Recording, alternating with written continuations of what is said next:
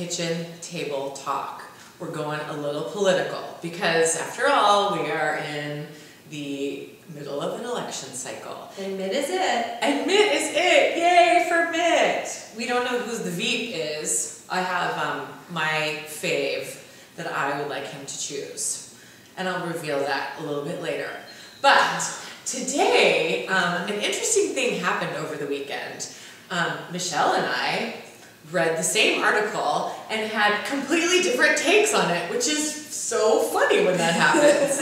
It happens. It doesn't happen. It doesn't happen that often. Well, to her, cuckoo, but to me, not so cuckoo. Okay. So I guess that kind of the takeaway is that perception is everything, because rarely do we completely go like this far. But it is interesting how Democrats and Republicans can read the same set of information, and this was an opinion. This was more. It was an opinion, yeah. But and take away something totally different. So.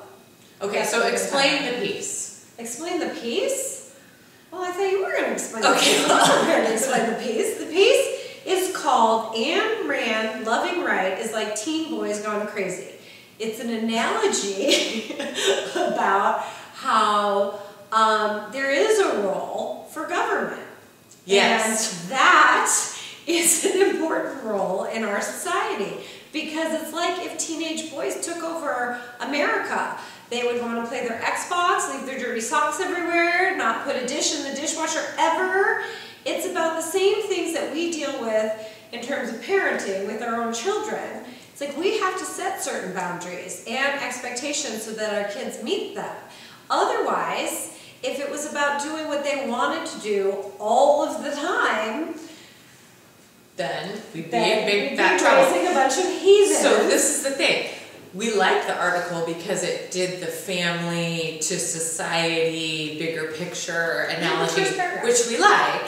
Okay, but Michelle thinks that government should have a bigger role in that equation, and I think that government's role that people can do that for themselves. And I'm not saying bigger role. I'm saying there's a role and an important role. No, and this article was written by Sarah Robinson. Go ahead. And so it's slamming Ayn Rand, which, you know, we can all really slam Ayn Rand. It says, if we view politics through the metaphor of family, love it, then Mother's Day is a good time to ask the question, where's Mom in this picture?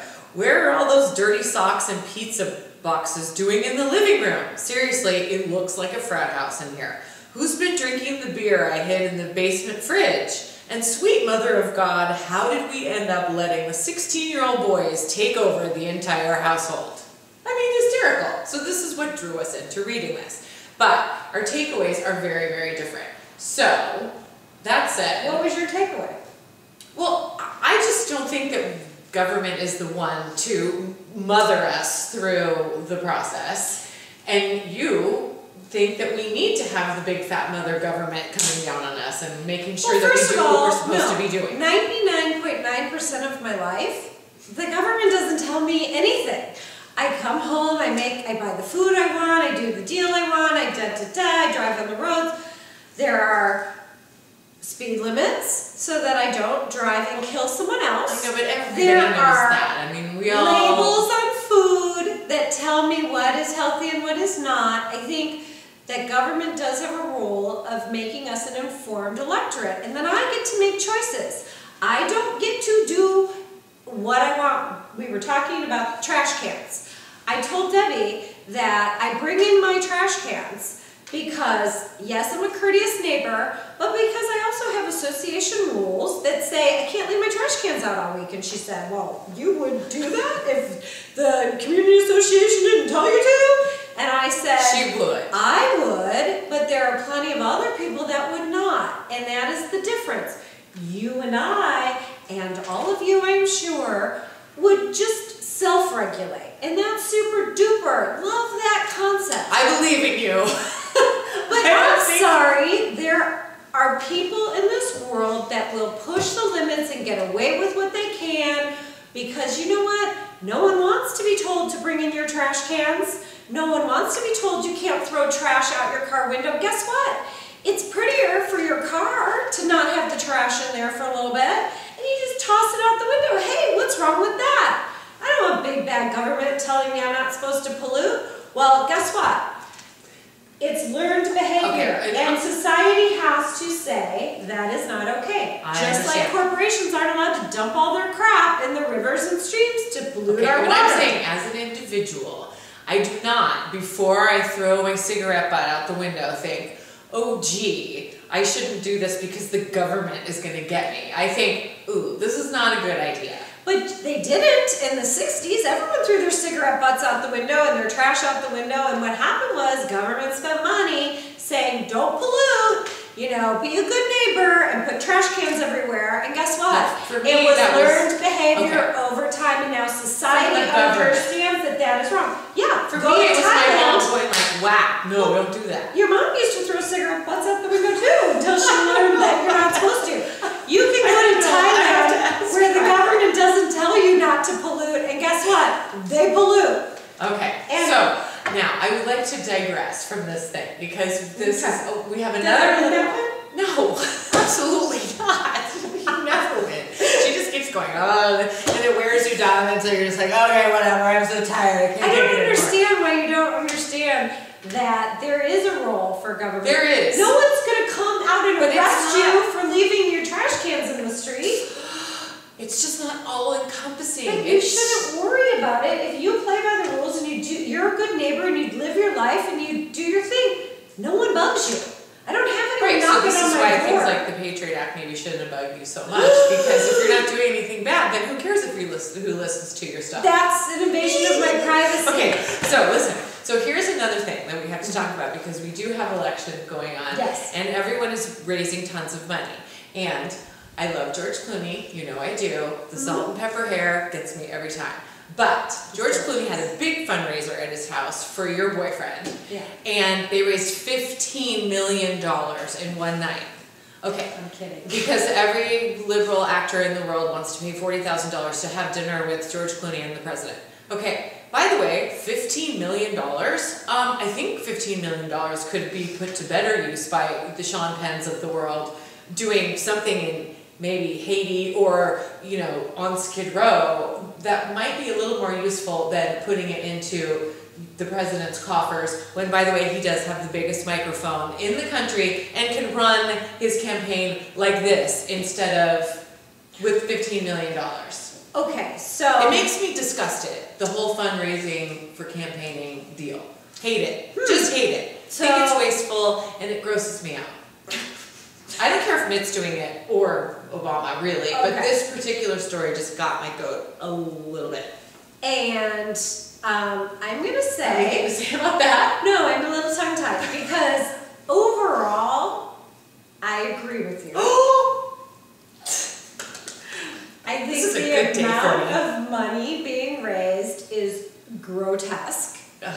But I also blame Citizen United.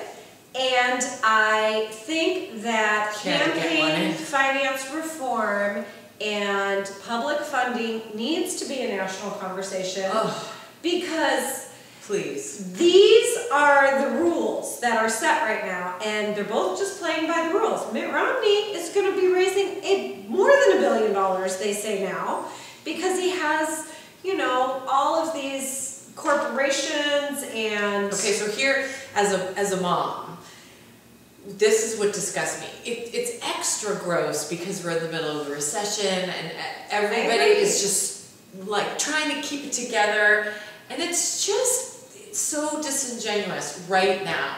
And if you turn on the news, you go, really, I don't want to hear about this. It just makes me not even want to participate in the process, because it's just icky. And I think that that's a terrible choice. My boyfriend, who does have the biggest microphone in the country, should flip the script somehow. It would be powerful. They can come up with some way to flip the script and to change the direction and make it go a different thing. You know, part of me feels that, but then you think part of me is idealistic too. And I am, and I'm proud of it. She's cute. But the thing is, it's a little condescending. Well, I told you in the beginning if Obama was smart, and I shouldn't say this out loud because maybe he'll listen and do this, but he should just say, you know what, I'm not going to raise any money, I'm not going to campaign, I'm going to stand on my record, you know what I'm like, you know if you want me for 4 more years, here's what I'm doing, but I'm not going to waste any time or money or energy on campaigning. Boom. Like old school presidents. I understand. And then $1 billion